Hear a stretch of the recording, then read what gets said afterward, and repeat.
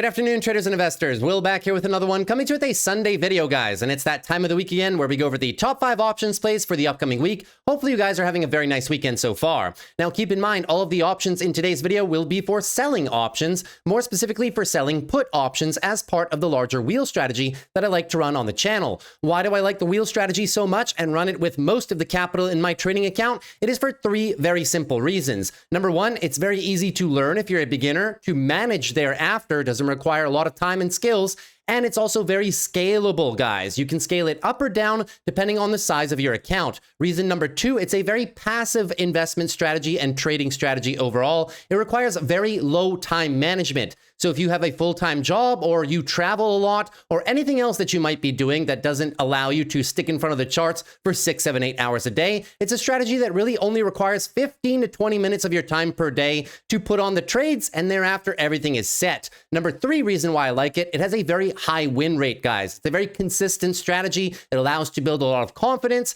and the risk to reward is also quite good. So those are the 3 reasons that I like the strategy, guys. In today's video, we're going to be going over a few things together. Number 1, we're going to be going over the expectations for the week. What do we have in terms of macro news events to look out for, and where are we currently on the charts? We know that the bulls are in control, pushing to brand new all-time highs. But if we have some pullbacks, what are some likely areas that we can fall back into? And are we at risk of possibly losing multiple levels or just a short-term pullback? Then thereafter, we're going to go through a few of these strategy rules. I'll just be giving you guys a very brief recap on the rules for about 2-3 minutes. And then after that, of course, we get into the top 5 options plays. And make sure you stick around to the end because as per usual, I have about 10 bonus plays for you guys, all things considered. So it should be a shorter and very fun video. Let's jump right into it, shall we? So in terms of the expectations for the week, guys, what do we have in terms of macro? Well, it is going to be quite a charged week. I'll remind you, this is a shortened trading week. Friday, the markets are closed in observance of the July 4th holiday, of course. We started off on Monday with a few Fed speakers, but that's not going to be the biggest day of the week. Tuesday, we come in with some ISM manufacturing and especially some JOLTS jobs openings reports. We know that the jobs market is being closely watched by the Federal Reserve and is the point of contention. Over the next 1, 2, 3 months, everybody is trying to observe whether or not the jobs market is going to start deteriorating, which could lead to more rate cuts overall. Now, these indications here early in the month of June and early July will be a good indication of how fast is the labor market deteriorating, if at all. So I do expect this one to move the markets on Tuesday if it's poorly received, but also the one coming in on Thursday, guys, which is your non-farm payrolls, the most heavily watched jobs report of them all, which also comes in tandem at the same time with the unemployment rate. Believe me when I say if these numbers are bad, the expectation so far is not for them to be so bad, but if they do come in very underwhelming, I would expect that to lead to a little bit of a market pullback into the end of the week. However, to start off the week, we should have a fairly clear runway to write a lot of these put options on our favorite companies. Number 2, we have to look out for earnings. Do we have anything for earnings?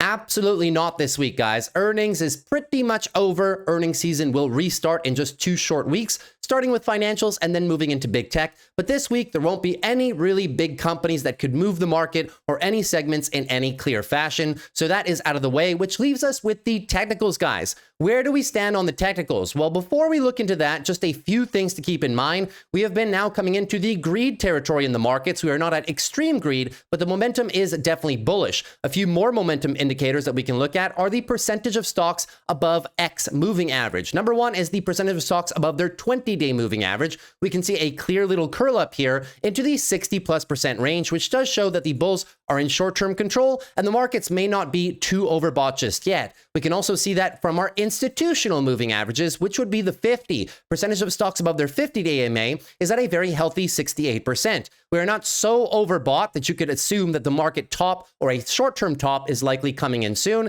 It is still looking very good for some expansion. The kicker for me, though, is percentage of stocks above their 200-day EMA. This one has been largely down and out of the markets pretty much since the early stages of the tariff onslaught, March and April. And now we are back to 47%, which does show that still half of all stocks are below their long-term moving averages. So although we've seen some very good gains in tech, in semiconductors, and many other individual names, we can say that half, at least half or more of the market is still somewhat trailing, so we could have more market breadth expansion, all things considered. It leads us also into some positive seasonality for July. July is known to be one of the best months for the market overall, and this is a compilation of data, an average over the last 20 years. Couple that with the fact that institutions are still net buyers in this market. We do have smart money versus dumb money. The dumb money, retail obviously got a little bit spooked by the Iran-Israel situation. They were selling out of the market close to the all-time highs, but who was buying? This blue line down here, curling up and to the right, looking pretty good. So we have institutional support, we have index seasonality, we have momentum also on the short-term indicators, and overall the markets are above their all-time highs. So you can still assume that the bias in this market is indeed to the upside. In terms of technical locations, we've broken out of the all-time high on the SPY. Very, very, very clear daily upswing right here. And in the event we pull back, I just want you guys to realize we have all this support that we just cracked, right? Cracked it to the upside. It could open up the door for a good old breakout, retest, and possibly run. The weekly timeframes show a bit of the same thing. The bulls never lost control of this weekly timeframe, looking very good for expansion of the weekly. But we also have the monthly candle close coming up on the Monday session, guys. And you can see if the month closes like this, it's looking very good for some trend continuation. So I still do believe that per our momentum indicators, per the smart money indication as well, per the seasonality, and just in terms of the technical outlook of the chart, everything does leave us with a bullish leaning bias, which means that any short-term pullbacks can be decent buying opportunities on our favorite companies. And as a result, there is, in my opinion, not many other better tools out there than selling puts below the market, because essentially what a sell put is, guys, it's a buy limit order that pays you, right? In the event that you're looking to play a pullback on a single stock and you want to possibly buy it down here, but you're not too sure if it's going to get there, well, that is when you would sell a put option down below here. If it closes above there by Friday, you just get to collect all of the premium and you add it to your portfolio. If it ends below there, you still get to collect the premium, but you end up buying the stock in a location that you actually wanted to, right? So that is going to lead us into the strategy rules. If I'm looking to possibly, quote unquote, buy the dip or just sell some premium below the markets during a pullback, what are some of the rules that I need to respect? Well, here they are. Here are the put wheel strategy rules that will optimize for the best risk to reward possibilities for you. It still provides a great location in terms of trying to sell puts in certain areas, but you have to respect the rules, right? These are all the strategy rules. I used to go over these for about 10 minutes per video. I won't be doing that anymore because we're going to try to cut down on the video time and optimize the algorithm so this video can reach the most amount of people as possible, right? So I'll just be giving you the rules. Take a screenshot if you want to. Every single one of these rules is very, very, very important. And this video, we're going to spend, well, all videos, we spend a lot of time on the ROI because obviously everybody wants to know what is the ROI. The ROI that we're looking for, guys, is kind of right in the middle. It's not too conservative, but it's also not too greedy. You don't want to be writing puts on stocks way, way, way too close to the market because a big pullback can put you underwater. You want to try to find a sweet spot, right?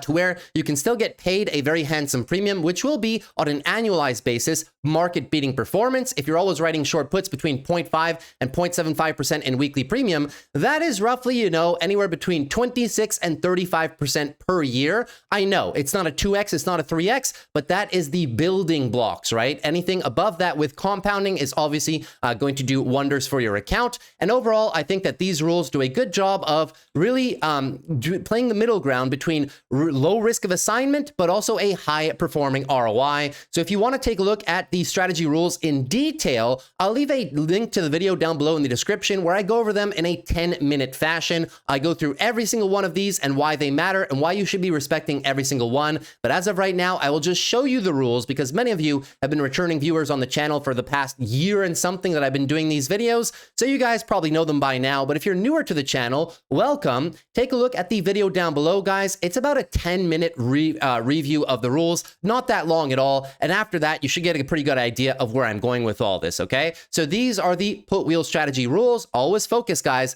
High quality, high conviction companies only. And then you have a bunch of technical indicators that you should also be paying attention to. With that out of the way, now let's jump into the top 5 options plays of the week, shall we?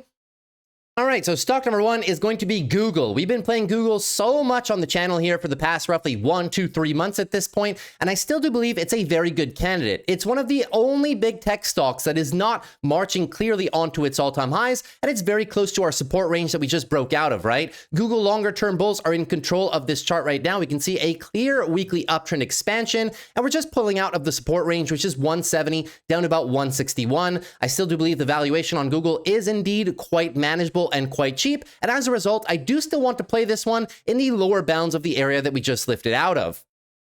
So as per usual, the first thing we always do is look at the expected move for the week. The expected move is 174.80, and we want to be writing below this, preferably in the lower 170 range. If you guys don't know where to find the expected move, you can go to this website right here, barchart.com, and just type it into Google, barchart.com, expected move, Google, and you should come to a page similar to this, and you'll be looking for the expected move down here. You're going to be looking for the lower bound of the price, of course, because we always want to be writing below that. So 174.80, let's take a look on the options chain. Where can we possibly find some premium on this shortened trading week? I have the options chain right here. You can see that at 175, we're going to be looking for the 0.5% rule, right? Just to make sure that we're getting the proper ROI. A quick way to do the 0.5% rule in your head is take the strike price here, divide it by 2 in your head, and you should be looking for that in cent increments on the options chain right here. So half of 175 range is roughly what? Let's call it 87, 90 cents roughly. So you'd be looking for about 87, 90 cents just to make sure you're getting the exact proper ROI. Make sure you're getting paid for your capital, right? If you guys don't believe me, just take a look at this. If I were to do 90 cents divided by 175, you're getting literally roughly 0.5%. It's okay to be a little bit above or a little bit under that, provided that you're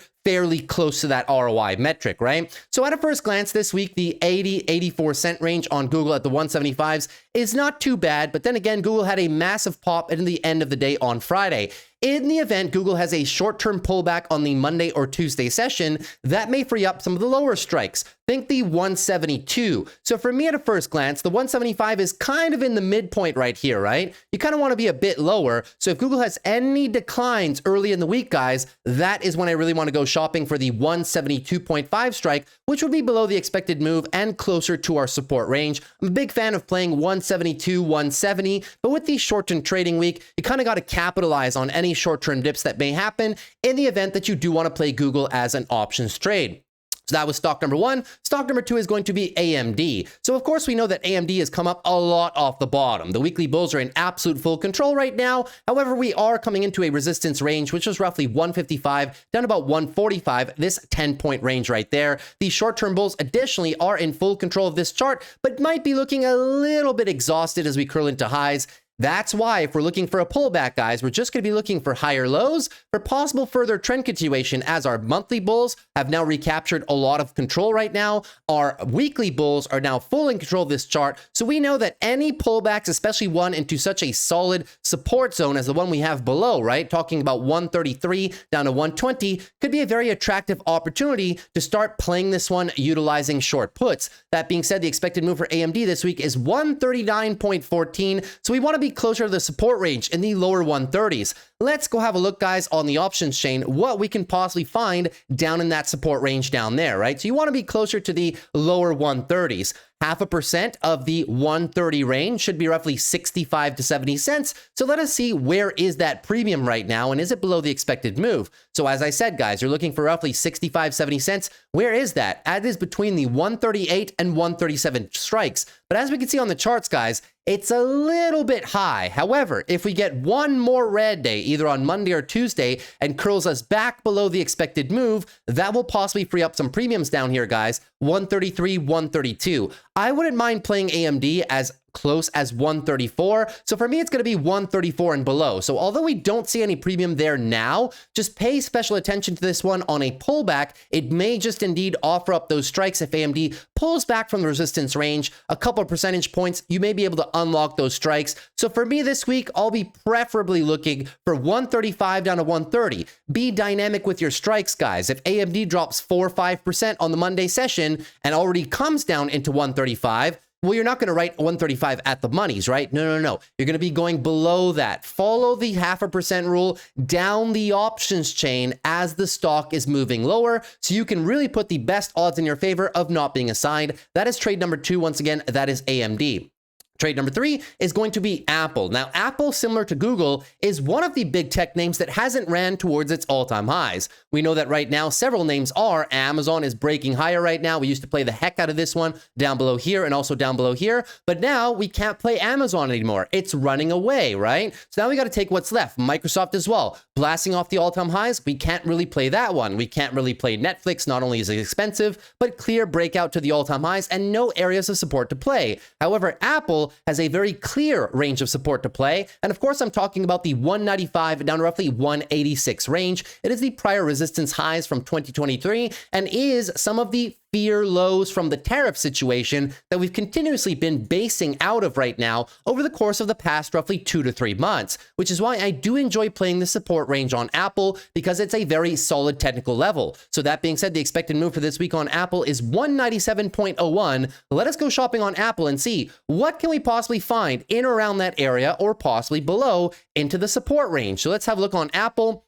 If you want to look for the 0.5% range in the $190 to $200 range, you'd be looking for roughly what? 95 cents to $1, right? Half of 190 or half of 200 is about 95 to 100 bucks. So that is where you should be looking. At a first glance, we can find it at 197.5 right now. You'll see they're paying roughly $1, which would be 0.5% for the week. The only problem is that is 50 cents higher than the expected move. So it's a little bit more aggressive than you would usually want to go because you want to be below this expected move. That being said, if Apple has a red day, and we know that Apple can have red days, they've had many red days since, and come down into the support range, let's say on Monday or Tuesday, Apple goes down by 0.5% or 1%, cracks below 200, ends up at 199, 198, well then guys, then you might be able to play a very interesting strike, which would possibly be the 195s. So for me, Apple this week, I will be looking for the 195s. I'll be looking for premium on any declines to come up to the 85, 90, 95 cent range. I'm fine with getting a little bit under the ROI on Apple. It doesn't have the best implied volatility, and we know that this week is a shortened trading week. 195 is a good strike for me. I would not mind being assigned the stock there, because then I'd be able to run covered calls against it and possibly ride the stock into a little bit of expansion into the top end of resistance.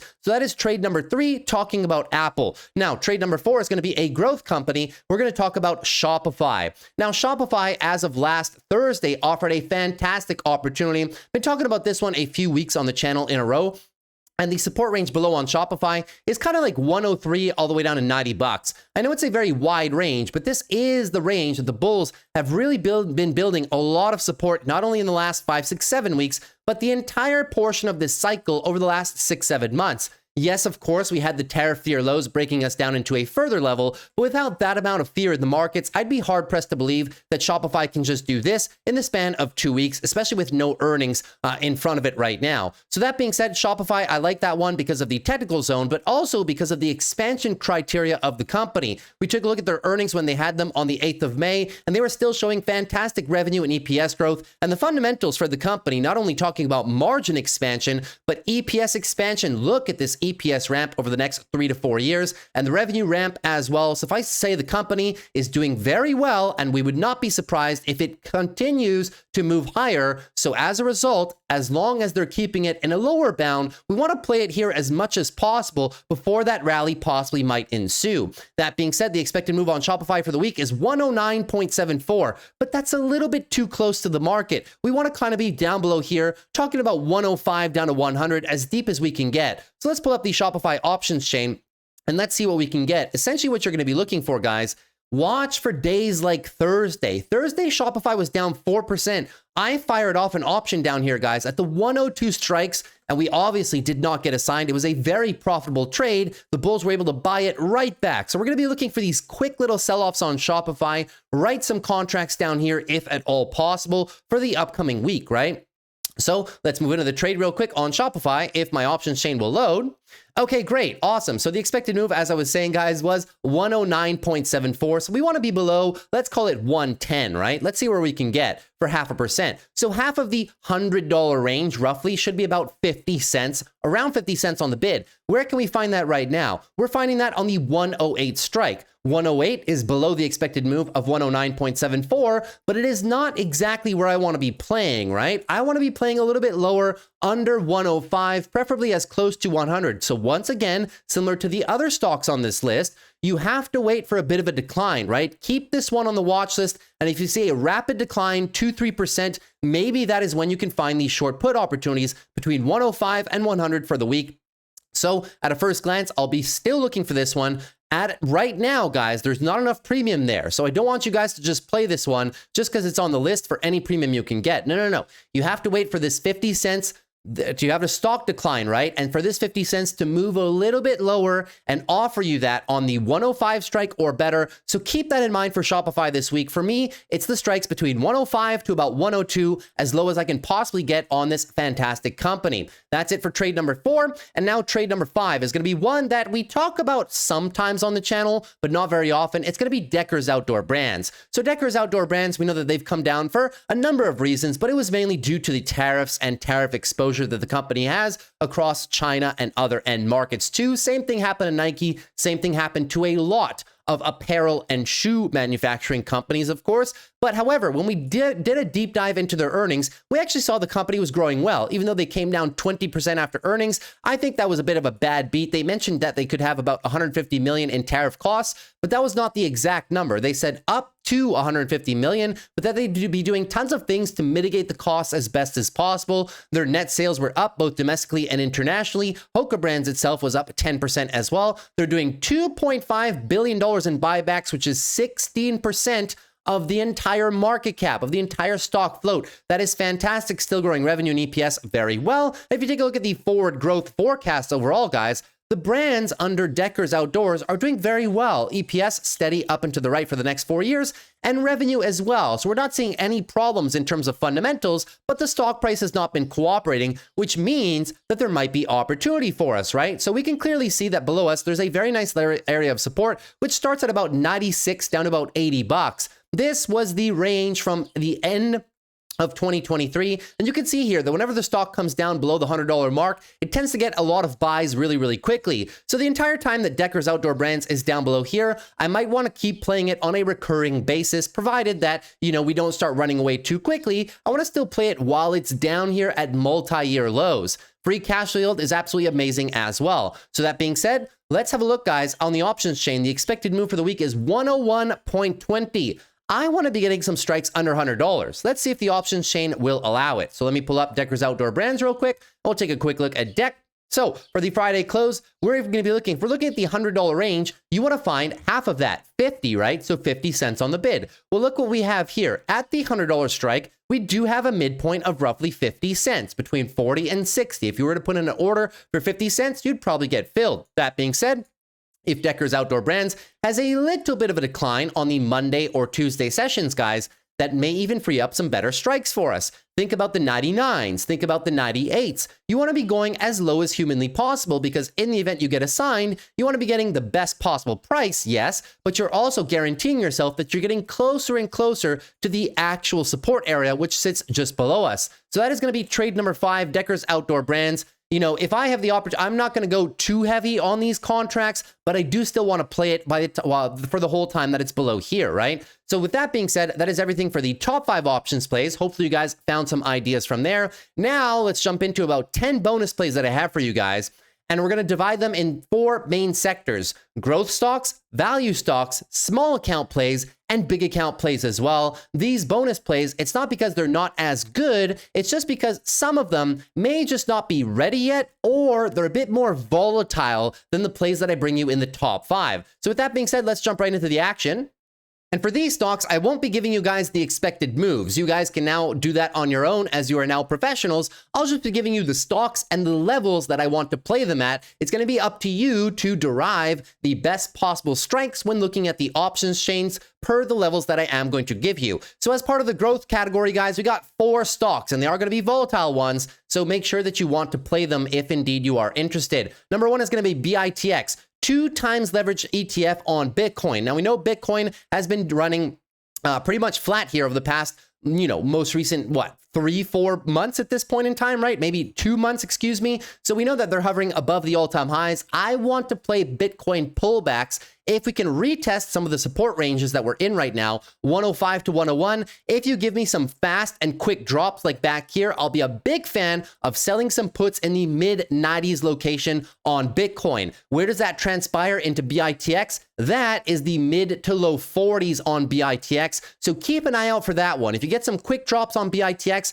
I do enjoy playing anything under 44. 44 all the way down to 40, I would not mind being assigned some shares of BITX because that would be synonymous with Bitcoin in the mid to low $90,000 range, which I do believe would be a nice buying opportunity or just an opportunity to play the volatility. Stock number 2 is going to be SOXL. So we know that semiconductors, as measured by SMH or the SOX, whichever ETF you want to look at, getting very close to the all-time highs, but might be a little bit extended on the short-term timeframes, which is why I am interested in playing some pullbacks. If we get some quick and fast pullbacks, it is a nice opportunity to be playing SOXL. For me, SOXL this week, I'll be looking for anything under 20. I want to be playing the pullbacks. I would not mind being assigned some shares of SOXL, but we cannot go too heavy on this one. We know it's 3 times leveraged, right? So be very careful when you are playing leverage bets, whether that's BITX or SOXL. I'm just here to say that I will be possibly playing 20 down to $18 range. You do not need to play SOXL too close at all, guys. You can still get very well compensated for it while playing below the markets, right? So as of right now, the stock is a bit too high. You can see that the 0.5% rule only comes in at 21.5, but any declines and we will be able to get strikes under that $20 mark. So just pay attention to SOXL on any pullbacks and it could provide a nice entry. Stock number 3 is going to be Circle. Why Circle? Because it has some fantastic volatility, guys. I am in this trade overall already. I have the 125 strike for Friday. Keep that in mind, right? 125 by Friday, guys, is a 30% sell-off in 4 days. It's already come down off the all-time highs by so much, by about 41%. That'll be a ridiculous pullback in my opinion. And that is also closer to the next line of defense. Well, unless you count these guys, 160 to 140, they got to get through those first, right? If we make our way down to 125, guys, it will be oversold by all metrics, and we could be getting a nice little bounce after that first consolidation period after the IPO. Look at the premiums on Circle. This is what I mean when you don't have to get seduced by premiums too close to the market. If you're just looking here in the 160, 170s, you'll see $4, $6. You might think, wow, I can make $400 to $600 on this stock in 1 week. Well, yeah, but the stock moves 10, 15% in a day, right? You may become underwater on this one in one short day. You don't need to do that. You can just play the volatility. If you go all the way down here, guys, to the 130s, you can see you're still getting 70 to 80 cents. The strike that I got was the 125s for over 70 cents. As a matter of fact, you can actually see that trade right here in my account. The 125 put for July the 3rd, we got it for 72 cents. It's already running into profit. So play the volatility on Circle. No need to play it too close. You can play this one with a great deal of distance and still make some fairly good ROI. Some of you think that I might be playing this one too conservative, but that is the strategy, guys, right? It's not meant to be a very greedy, offensive, make as much money as humanly possible by playing the market super close and crossing your fingers. No, you can just play the volatility in a very conservative manner, despite it being a very volatile stock. Stock number 4 is going to be HIMS. HIMS, same concept, right? When the stock drops a lot, you can find some very good premiums down below here. The strikes I'd be looking for on HIMS, although we cannot get close to the support range down there, 35 to 30, there's just no premium there, right? If you want me to pull up the options chain, I'll show you. There's not much premium there. However, if we get a big red day, you can possibly find, well, this is July 18th. Let me just throw it on the weeklies here. July 3rd, you can see that, unfortunately, if you come much below the $40 range, that is where the premium stops. However, if HIMS has a big red day, 5, 6, 7% heading back towards the lows, you can probably find some strikes under $40. Of course, you want to be as close as possible to the 200-day EMA or the support range, which is 36, 35, but I don't mind playing it here 39, 38, 37 on a nice little decline. It could be an interesting volatility play overall for another growth company with a lot of volatility in the pricing range of the options chain. That is everything for our growth stocks. Now, 2 value stocks that I'm willing to play if they do offer up the opportunity. Number 1 is going to be PayPal. Why do I call PayPal a value stock and no longer a growth stock?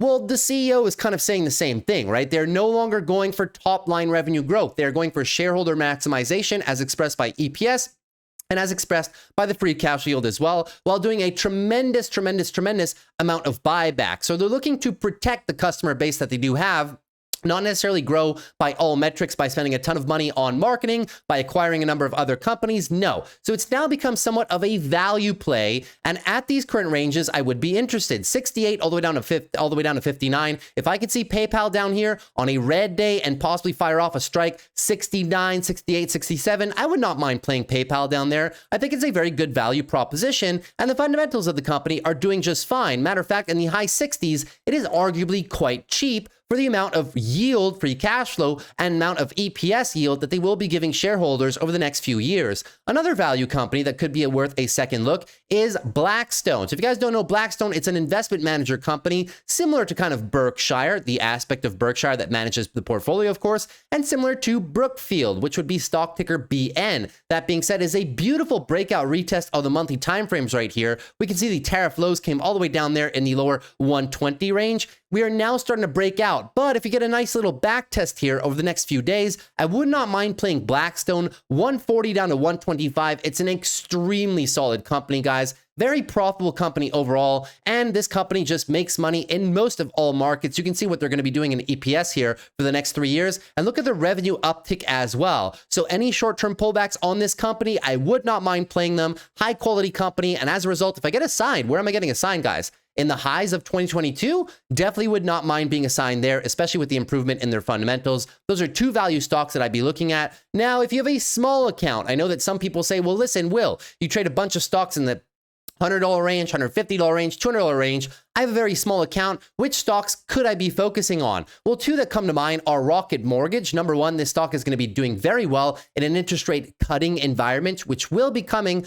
possibly between July and September. Still uncertain if the Fed is going to cut in July. The probabilities don't say so, but then again, there is an X factor at play there, or September, and that could obviously unlock more in terms of online mortgages. So Rocket Mortgage has been building a very nice shelf of support. Let's call it between $12 and $10. However, I would not mind playing this one with a staggered method, playing the 13s with a bit of capital, and then if assigned, I'd be DCAing all the way down there. So at a first glance on Rocket Mortgage, if I'm looking for a pullback zone, we could target these guys right here. We can see a lot of chop zone, a lot of consolidation in the $13 range. I would not mind playing this. Let's say if I had a small account, I could only ever do 2 contracts of RKT. Maybe I'd be looking to play 1 there. And then in the event that I somehow get assigned, I'd be saving the rest of the buying power to possibly DCA into the position. I do not see this company falling off a cliff. If anything, if we do have a big retracement, guys, I think we're really just coming back down to the 12-11 range, at which point we could be writing covered calls very easily and eventually getting out of the position.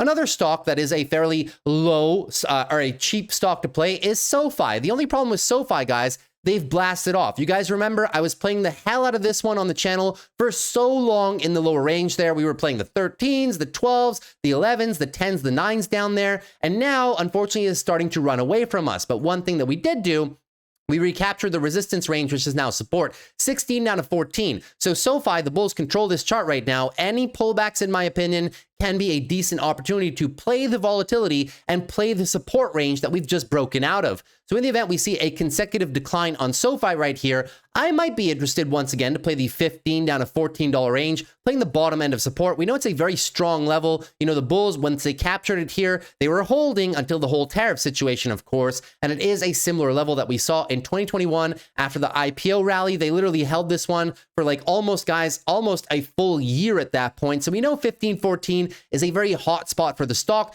See some quick declines. It might open up some strikes, and we could play this one if we have a smaller account. So keep those two stocks in mind, Rocket and SoFi. Now, for the big accounts, guys, those of you that have very large portfolios, you guys know that I have 2 trading accounts, one that I show publicly to the YouTube members, and then of course, one that I run kind of in private. I do a lot of big account trades with our Discord members as well. And some of the stocks that we've been looking at recently, well, 2 of them, I'll just bring them to you now, Visa and MasterCard. Visa, fantastic buying opportunity in my opinion. If we can find some premium down here, again, 335 down to 327, which is the next support range, and the 200-day EMA. Has it always been a good proposition to be buying Visa in around the 200 EMA in a bull market? Well, I don't know. You guys tell me, right? Very easy trade. This is the bear market of 2022. Bull market, very easy trade in the 200 EMA. This was COVID right there. If we go further back, guys, just use historical averages, right? If every time we come to the 200, it's a great opportunity to be doing short puts on the stock, then you do want to play it, right? So that being said, on Visa right now, 335 down to 325, in my opinion, easy money. Not financial advice, just for me. I've been having a good time making easy money on it. And MasterCard, same concept, 535 down to 516, easy range to play, 200-day EMA, same concept as Visa, and the closest large area of support that we do have for this stock. The last time it got down into here, oversold conditions. We played the heck out of this one in the Discord. Everybody made a bunch of money. I'll be looking forward to playing this one again. There is no easier company, guys, to play than Visa and MasterCard. If you get assigned, you shouldn't really be nervous at all. These are some of the highest quality companies on the planet. And the other one, as part of the large account list, is Berkshire. Same concept, right? 200-day EMA in the context of a bull market. Is it always a good proposition to be playing Berkshire when it clips into the 200 EMA? I don't know. You guys tell me. We'll go back in history, right? Here's the bear market of 2022.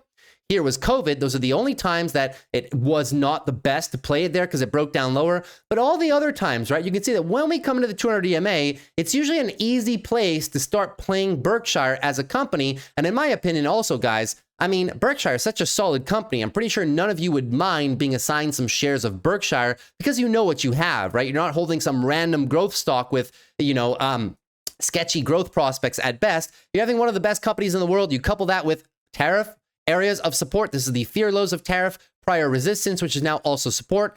Now, very decent area for Berkshire overall. Talking about the lower 480s down to about 470 bucks. We've been playing this one on and off for the last roughly 3 weeks in the Discord, and so far everybody has been doing very well. With that being said, that is everything for your top 5 options plays and your top 10 bonus plays. Hopefully you guys enjoyed that. Obviously, there's many other stocks, but these are the main ones that I'll be looking for in the upcoming week. So hopefully you guys were able to learn a little bit, get inspired, get some trade ideas. If you did, consider dropping a like below for the video. Would appreciate it for the growth of the channel. Also consider subscribing to the channel if you're new. Would love to have you guys back here. We do these videos every Sunday in preparation of the upcoming week. And lastly, if you have any questions on the strategy, guys, please feel free to leave them down below. Now is definitely the time. I'll do my best to answer all of your guys' questions prior to the Monday morning session, so that way you guys can get underway with the strategy. And lastly but not least, if you want to trade this strategy with over 150 other people and with myself as part of a trading and investing community, you may consider joining our community. I'll be with you guys every step of the way to provide you guys with educations, but also to share my trades as well. So you get access to all my trades in real time, whether they are the wheel strategy trades or many other strategies that I run. I run call debit spreads, leap call contracts, swing trades with shares, and many other strategies, guys, that you don't really see me talk about too often on YouTube, but of course that I do run in my own account. Here's just a lot of the trades that we've been making over the past, these are weekly recaps, right? So this is like months and months and months of trades. All the green check marks are wins. The red little circles are, of course, losses. Losses are parts of the game, but you guys can see that one definitely does outweigh the other. Of course, I can't guarantee future performance, but if you guys have been following me for a while, you know that we really do a good job of trying to be very consistent and going for good risk to reward trades overall. So you get access to all of my trades and all my trading strategies, of course. You also get access to our private morning live streams where every morning for 2-3 hours at the open, I trade live with you guys, but also take all your questions on your stocks, your options, and your long-term portfolios. If you cannot be there, they are always recorded. And you can also ask me all your questions in our chat rooms all throughout the day. And I'm very fast to answer you guys overall. And you also get access to our private videos. It's an educational section where I go over how to do technical analysis, fundamental analysis, all the trading strategies that I use, how to grow small, medium, large accounts, which trading strategies and in which proportion should they be used depending on the size of your account overall, and many other educational videos that our members have been finding tremendous value in. You also get access to all my watch lists. So the options watch list that I use to trade the markets every single week and identify this play, all the watch lists, but also you get access to all the charts too. You can literally just copy paste all my watch lists and all my charts. It takes 10 seconds, 2 clicks of a button. You get, whenever you see a chart with support, resistance boxes, and even fundamental analysis breakdowns like we have on Amazon right here, on over 150, 200 companies, guys, you just get to copy paste all my charts. It's just an added benefit, and it may just make your life a little bit easier to kind of follow along and identify the levels and identify the fundamentals a bit more. So you get access to all of that and much more as part of being a member of our community. If you're interested in that, the link is always down below in the video description. Hopefully I see you guys in there soon. And if not, I guess I'll see you right back here on the channel, guys. That's it for me. Take care. Enjoy the rest of your Sunday, and I'll see you guys throughout the week with our daily market recaps. That's it for me. Take care and peace.